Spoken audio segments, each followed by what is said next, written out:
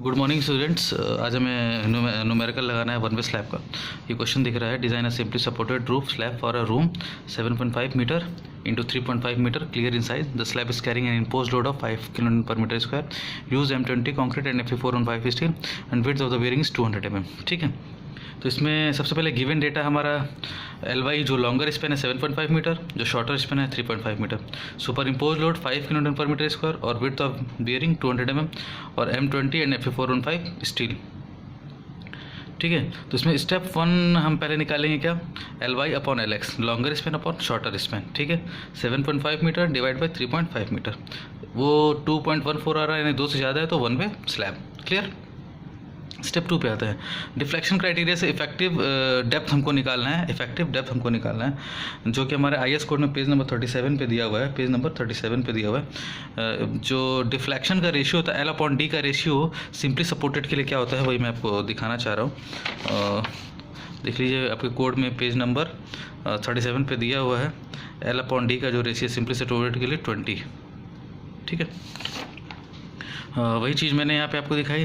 तो LX D को मैंने इधर ले लिया, 20 को इधर ला दिया, तो LX, अब LX में यहाँ पे क्या लिया, शॉर्टर स्पेन ले लेते हैं। तो 7.5 इंटू 3.5 मीटर में शॉर्टर क्या है 3.5 मीटर, उसको हमने mm में चेंज कर लिया, डिवाइड बाई 20, 175 mm आ गया। ठीक है, अब हम क्या करेंगे, 20 mm का कवर मान लेंगे और 10 mm का डायमीटर बार मान लेंगे। ठीक है, तो कैपिटल D क्या हो जाएगा, स्मॉल d 175, कवर 20 और जो डाया 10 माना तो 5/2 यानी 5 आ गया। ठीक है, स्टेप 3 में कैलकुलेशन ऑफ इफेक्टिव स्पेन, जो कि आपको इफेक्टिव स्पेन की जो कंडीशन है IS कोड में आपको पेज नंबर 34 पे दी हुई है। पेज नंबर 34 पे आपको IS कोड में ये वैल्यू दी हुई है। मैं आपको IS कोड भी यहाँ दिखा सकता हूँ, आप ये देख लीजिए, ये आपका IS कोड में वैल्यू दी हुई है। ठीक है, ये it is supported as clear span plus effective depth of slab और बीम और centre to centre of support which ever is less. मैंने इसको लैंग्वेज में लिखा हुआ है, clear span plus effective depth. तो क्लियर स्पेन 3.5 मीटर का है, plus effective depth 0.175 3.67 metre. Centre to centre distance between support क्या होगा, L0 plus D, L0 plus D, L0 plus D। तो L0 की वैल्यू 3 मीटर है और विड्थ ऑफ द सपोर्ट आधा इसका लेते हैं और आधा इसका लेते हैं, तो L0 प्लस W, तो W कितना हो जाएगा 0.200 मीटर, तो 3.7 मीटर। दोनों में से मिनिमम लेते हैं तो यानी 3.67 मीटर हमारा इफेक्टिव स्पैन आ गया। अब आते हैं हम अपने नेक्स्ट स्टेप की तरफ। नेक्स्ट स्टेप जो हमारा है वो है फैक्टर्ड लोड कैलकुलेशन। ठीक है, मतलब लोड कैलकुलेशन, फिर उसको हम बाद में फैक्टर कर लेंगे। और स्लैब को हम डिज़ाइन करते हैं 1 मीटर विड्थ के लिए। तो पहले हम निकालते हैं सेल्फ वेट और डेड लोड। सेल्फ वेट हो चाहे डेड लोड हो, दोनों एक ही चीज़ होती है। अब स्लैब क्या होता है, B into capital D into gamma. B हमें 1 मीटर, D की वैल्यू 200 मीटर 200 mm थी, तो उसको हमने 0.220 मीटर कर लिया, इंटू डेंसिटी ऑफ कॉन्क्रीट 25, तो ये 5 kN पर मीटर वैल्यू आ गई। सुपर इम्पोज लोड आपको क्वेश्चन में गिवन है 5 kN पर मीटर स्क्वायर, पर हम 1 मीटर पर डिज़ाइन करते हैं तो 1 से हमने गुणा कर दिया, तो 5 kN पर मीटर आ गया। अब इन दोनों लोड को हम जोड़ लेंगे तो हमारा टोटल लोड आ गया यहाँ पे। टोटल लोड के बाद हमने क्या किया, उसको फैक्टर्ड कर लिया, 1.5 से गुणा किया तो 15 kN पर मीटर फैक्टर्ड लोड आ गया। ठीक, स्टेप नंबर 5 में हम कैलकुलेट बेंडिंग मोमेंट करते हैं। तो जब सिंपली सपोर्टेड स्लैब होता है तो उसका बेंडिंग मोमेंट क्या होता है, WU L²/8। तो WU factored load, L effective क्या हो जाएगा 3.67 डिवाइड बाई 8, ये 25.25 kN मीटर आ गया। ठीक है, अब आते हैं step number 6, calculation of D required. हमको D रिक्वायर्ड चाहिए, तो आपको पता है Fe 415 के लिए MR बराबर 1.38 FC के VD स्क्वायर फार्मूला होता है। यहाँ से हम D निकाल सकते हैं। तो D को जब कन्वर्ट करेंगे तो हमारा ये फार्मूला आ जाएगा, जिसमें हमको मोमेंट की वैल्यू पता है, हमने उसको 10⁶ से गुणा करके न्यूटन mm में चेंज कर लिया, 0.138 FC के 20, B की वैल्यू 1000। ठीक, D रिक्वायर्ड 95.64 आया, इसकी वैल्यू 95.64 और हमने अडॉप्ट किया था 175 mm, यानी हमारा ओके है। कंडीशन D अडॉप्टेड की वैल्यू हमेशा ज़्यादा होनी चाहिए D रिक्वायर्ड से। ठीक, आते next step, step number 7, calculation of area of steel. Area of steel हमको बताना है, तो फार्मूला वही, moment of resistance equal to 0.87 FY/EST bracket में D minus FY/EST divide by FC into B। अब हम मोमेंट की वैल्यू है 25.25 इंटू 10⁶, ये वैल्यू सेम है। AST निकालना है, D की वैल्यू 175, FY/EST निकालना है, FC के 20, B की वैल्यू 1 मीटर। ठीक, इन सारे कैलकुलेशंस के बाद हम देखेंगे तो हमारा AST निकल के आएगा 420.60 mm²। ठीक, ये हमारा AST आ गया। अब हम AST मिनिमम कितना दे सकते हैं, तो HYSD बार के लिए AST मिनिमम जो होता है 0.12% of the cross section area, और अगर यहीं FE 250 होगा तो 0.15% of the cross section area. ठीक है, तो AST मिनिमम क्या हो जाए 0.15 डिवाइड बाई 100, B की वैल्यू 1001 मीटर और D की वैल्यू 200 mm। ठीक, तो AST मिनिमम हमारा 240 mm² आ गया। अब हम यहाँ पे चेक कर सकते हैं कि जितना भी इस स्लैब में कोई AST देना वो AST मिनिमम से ज़्यादा आना चाहिए। तो AST मिनिमम 240 है और हमने दिया है 420, यानी हमारा ये चेक ओके है। ठीक है, अब आते हैं हम इसके स्पेसिंग निकालने के लिए। तो हमने 10 mm का डायमीटर बार मान लिया मेन बार के लिए। उस पर स्पेसिंग का फॉर्मूला क्या था, स्पेसिंग बराबर π/4 × 10 का स्क्वायर, जो वैल्यू यहाँ पे है उसका स्क्वायर यहाँ पे ले लेंगे, मतलब इस जो भी डाया मानेंगे उसका एरिया निकाल लेंगे यहाँ पे, डिवाइड बाई AST 420.60 AST आएगा इंटू 1000। ये हमेशा इसका फॉर्मूला होता है। स्पेसिंग आया 186.63। मैंने आपको बार पिछले लेक्चर्स में बताया था कि जितनी स्पेसिंग आया उससे थोड़ा कम मानते हैं, तो हमने मान लिया थोड़ा कम करके अडॉप्ट कर लिया 180 mm। ठीक, अब इसका मेन बार्स के लिए कुछ कोड ने रिकमेंडेशन भी दिए है कि स्पेसिंग चेक करने के लिए। तो चेक फॉर स्पेसिंग में मेन बार और लॉन्गिट्यूडनल बार। ठीक है, 180 जो हमारी वैल्यू कैलकुलेटेड न्यूमेरिकल से आई है।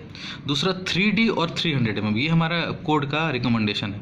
तो D की वैल्यू 175 mm ऑलरेडी हमने पहले स्टेप में माना था, 525 mm हो गई, और ये 300। अब तीनों में मिनिमम वैल्यू क्या है 180। तो फाइनल हम आंसर क्या लिखेंगे, provide 10 mm dia bar at the rate of 180 mm centre to centre as main reinforcement. Step number 9, distribution reinforcement. Distribution reinforcement FE 415 यानी HYSD बार के लिए क्या होता है 0.12% of the cross section area, फिर वहीं 0.12 डिवाइड बाई 100, B की value 1000, D की वैल्यू 200, ये आ गया 240 mm²। कोड ने डिस्ट्रीब्यूशन रिइंफोर्समेंट के लिए भी कुछ कंडीशंस दी हुई हैं स्पेसिंग के लिए। तो सबसे पहले तो हम उसका एक डाया बार मान लेंगे, 8 mm हमने मान लिया।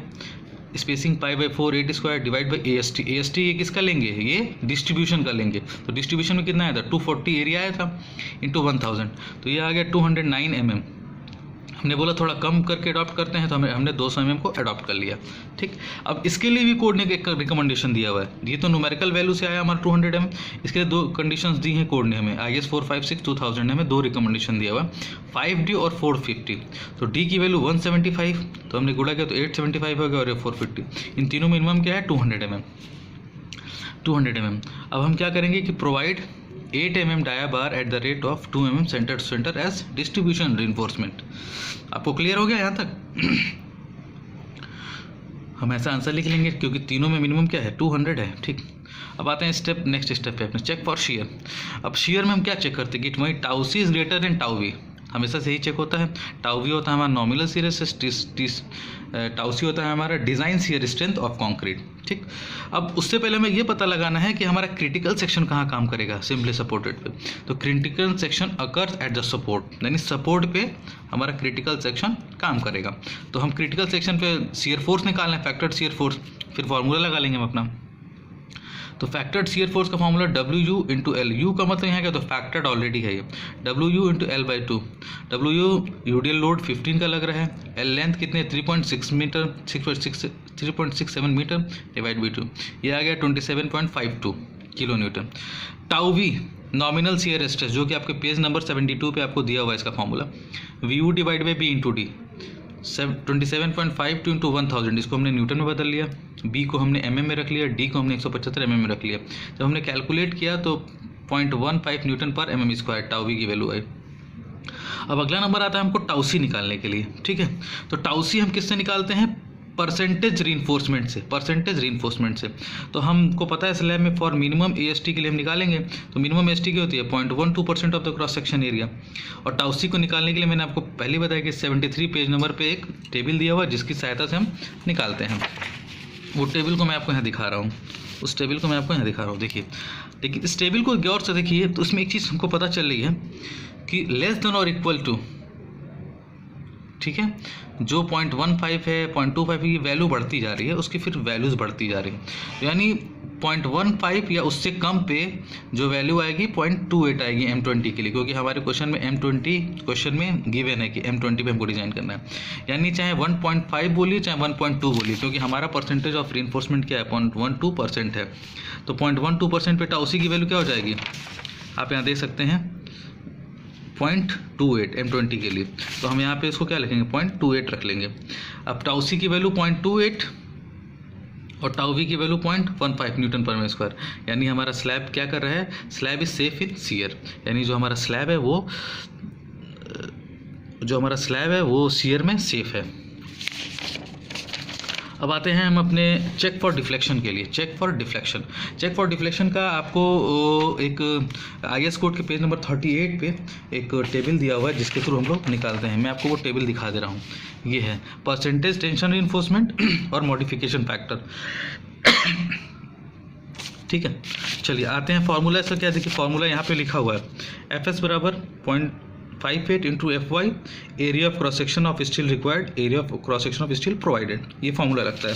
तो FS का हमने फॉर्मूला यहाँ पे सेम फॉर्मूला हमने लिख लिया यहाँ पे। अब हम AST प्रोवाइडेड यहाँ से निकालते हैं। तो AST प्रोवाइडेड से हम पहले यहाँ आते हैं किस फॉर्मूले पे, जैसे स्पेसिंग बराबर क्या फॉर्मूला होता था, π/4 इंटू 10 स्क्वायर, मतलब 10 जो हमने मेन डाया का बार माना था, डिवाइड बाई AST इंटू 1000। अब इस AST को हम यहाँ ले गए और इस स्पेसिंग को यहाँ लाए, तो ये फार्मूला हमारा हो गया। AST प्रोवाइडेड, स्पेसिंग यहाँ पे आ गया। और आपको याद होगा कि हमने स्पेसिंग 180 अडॉप्ट की थी, आपको पिछले स्टेप में याद होगा, इंटू 1000, ये फार्मूला हमने सेम लगाया। तो हमारा AST प्रोवाइडेड आ गया 436.11 mm स्क्वायर। अब हम FS वाले फार्मूले में रख देंगे 0.58, FY 415 दिया हुआ है। एरिया ऑफ स्टील रिक्वायर्ड, मतलब कि जो एरिया ऑफ स्टील हमारा निकला था, तो एरिया ऑफ स्टील आपको याद आ रहा होगा, AST हमने कितना निकाला था 420.60 mm स्क्वायर, ये याद आ रहा होगा 420.60 mm स्क्वायर, ये हमने निकाला था। ठीक, अब अगर सोच हम कैलकुलेट करें तो FS की जो वैल्यू आ रही है 233.13 न्यूटन पर mm स्क्वायर, ठीक, जिसका हमको टेबल दिया हुआ है। अब हम इसमें now percentage of tension reinforcement हम निकालेंगे। तो परसेंटेज रिइंफोर्समेंट कैसे निकलता है, AST provided divide by B into D into 100। तो AST प्रोवाइडेड कितना है 436.11 डिवाइड बाई B की वैल्यू 1000, D की वैल्यू 175 mm इंटू 100, ये आ गया 0.249%। ठीक है, अब हम आते हैं अपने from figure 4 IS code 456 page number 38 पे जो फिगर दिया है उससे मॉडिफिकेशन फैक्टर निकालते हैं। तो हालांकि मैंने इसमें निकाल दिया, लेकिन आपको मैं दिखाऊंगा कि कैसे निकलेगा ये। तो सबसे पहले हम FS देखेंगे। FS हमारे कितना है 233.13। तो अब मैं उसको बहुत करीब ले जा रहा हूँ। देखिए हमारे पास 4 ये लाइन्स दी हुई हैं इस टेबल में, 120, 145, 190, ठीक है, और ये 190, 240, तो 232 कहाँ आएगा अप्रॉक्स, ये 240 के अप्रॉक्स में आएगा। ठीक, 240 के अप्रॉक्स में आएगा, 240, ठीक, ये हो गया। अब हमको परसेंटेज रिइंफोर्समेंट कितना आया हमारा 0.249, परसेंटेज में क्या है 249। अब 0.249 इसमें देखिए कहाँ पे आएगा 0.24, यानी ये 0.4 है तो यानी 0.2 यहाँ पे आएगा और 0.249 कहीं यहाँ आएगा। अब हमको ये देखना है कि ये जब ऊपर जाएगा तो हमारा ये जो चौथे नंबर ऊपर से पहला, दूसरा, तीसरा, चौथा, ये चौथे को कहाँ कट करेगा। तो हम ऐसे लाइन को बढ़ा रहे हैं, मान लीजिए बढ़ा रहे हैं और यहाँ कट गया, यानी हमारे मॉडिफिकेशन फैक्टर की वैल्यू 1.6 आ गई अप्रॉक्स। तो हमने मॉडिफिकेशन फैक्टर क्या रख दिया 1.6। अब हम चेक करते हैं अपना L/D इक्वल टू 20 होता है, आपको पता है सिंपली सपोर्टेड के लिए, इंटू K मॉडिफिकेशन फैक्टर। अब हमने डेप्थ को उधर ले गए, 20K को हमने इधर नीचे लाए। तो D हमने L क्या माना था हमने, इफेक्टिव स्पैन 3.6 मीटर, तो 3.6 मीटर को हमने mm में चेंज कर लिया, 3670 हो गया, डिवाइड बाई 20, सिंपली सपोर्टेड के लिए वैल्यू क्या होती है 20 होती है, इंटू मॉडिफिकेशन फैक्टर अभी हमने इससे स्टील इस टेबल से हमने निकाला वो 1.6, तो 1 आ गया 114.68 mm। अब देखिए हमने क्वेश्चन में प्रोवाइड किया था 175, शुरू में आपको याद आ रहा होगा कि हमने 175 mm ये प्रोवाइड किया था, D बराबर 175 mm प्रोवाइड किया, और हमने चेक लगाया तो हमको ज़रूरत है 114.68 mm की, जो हमने डिफ्लेक्शन फार्मूले से हमने निकाला कि हमारा अगर इतना डेप्थ रहेगा तो हमारा कोड उतने लोड को बियर कर लेगा और डिफ्लेक्ट नहीं होगा, यानी फिर भी हम बहुत ज़्यादा सेफर है। हमको रिक्वायर्ड है 114.68 mm का, लेकिन हम जा रहे हैं 175 mm से। तो इसका मतलब क्या हुआ कि हमारा slab is safe in deflection, यानी जो हमारा स्लैब है वो स्लैब जो है हमारा वो डिफ्लेक्शन में सेफ है। ठीक है, तो यहाँ पे आपका ये क्वेश्चन खत्म होता है। मैं आपको फिर से एक बार टेबल बता दे रहा हूँ, कुछ लोग को हो सकता है मे बी डाउट हो, मैं एक बार इसको फिर से रिपीट कर दे रहा हूँ। आप ये देखिए FS की वैल्यू 232.13, तो 232.13 कहाँ आएगा 240 के अप्रॉक्स आएगा, सबसे नियरेस्ट इसका 240 आएगा, यानी ऊपर से पहला, दूसरा, तीसरा, चौथा रेज हमारा ये जा रहा है। अब हमको निकालना है percentage of reinforcement. Percentage of reinforcement हमने कितना निकाला 0.249। अब आप देखिए इस टेबल में 0.4 ये है, 0.8 ये है, यानी ये दूरी आधी है इसके, 0.2 होगी और 0.249 उसके जस्ट बगल में ही होगा। अब हमको देखना क्या है कि ये जब हम ऊपर बढ़ाएंगे तो ये जो हमारा चौथा वाला है इसको कहाँ कट करेगा। चौथा वाला कट करते करते हम देखेंगे तो अप्रॉक्स ये 1.6 पे इसको कट कर रहा है। आपको दिख रहा होगा ये चौथा, ये जो पहला दूसरा तीसरा चौथा जो FS 240 लिखा हो तो 1.6, तो इससे हमारा मॉडिफिकेशन फैक्टर 1.6 आ गया है। बाकी ये चीज़ तो हम आपको फिर से एक्सप्लेन किए हैं, L/D 20 के की जगह 1.6 रख के। तो यहाँ से मैंने ये आपको दिखा दिया कि कैसे हमारा स्लैब सेफ़ है। तो आज का वीडियो यही भी ख़त्म होता है। आपको कोई कन्फ्यूजन हो तो आप कमेंट बॉक्स में डाल सकते हैं। अब हम थैंक यू। कोई फिर से रिक्वेस्ट है कि अगर कोई आपको कन्फ्यूजन हो उस पूरे स्टेप्स में, हो सकता है कुछ अगर जल्दी पढ़ा दिया होगा तो आप कमेंट बॉक्स में डाल सकते हैं, मैं आपको वहाँ पे एक्सप्लेन कर दूँगा। Thank you.